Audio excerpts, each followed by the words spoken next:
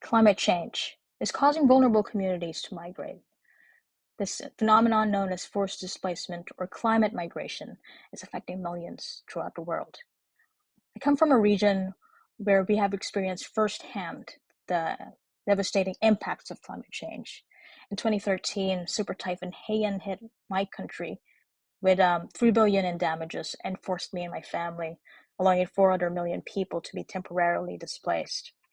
This led me and inspired me to research on climate-induced migration, together with my professor, Michael Mendez. We were curious about the prevailing issues and policies on climate migrants and the present challenges they face.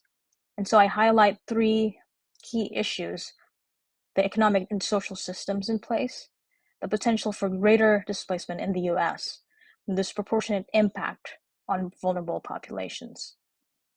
And looking into this more, I've found that the rising sea levels alone are projected to displace more than 340 million individuals in the coming decades alone. As sea level rise, as you see in the graph of 1.8 meters, would affect 13.1 million individuals in the US living in the coastal communities. This suggests a greater displacement. This is similar to the magnitude of the African American migration in the 20th centuries if we do not enact policies for protective measures. Secondly, vulnerable groups like women, children, the poor are often trapped in vulnerable areas. Climate change exacerbates social inequalities.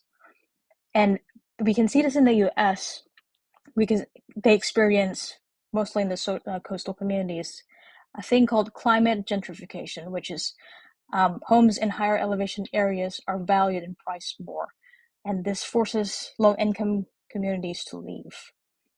However, there are solutions that we can undertake. What are they? So we must recognize climate change refugees as an independent group of displaced individuals and establish an effective long-term migration scheme for disappearing nations. These are crucial steps, along with redirection of funds towards resettlement. We must ensure a sustainable and equitable future by prioritizing sustainability and equitable distribution of resources.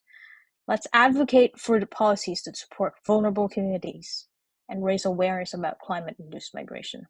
We must rethink our interactions with our collective community and working together. We can make a difference in the lives of millions of people and ensure that no one is left behind in the face of climate change. Thank you for listening.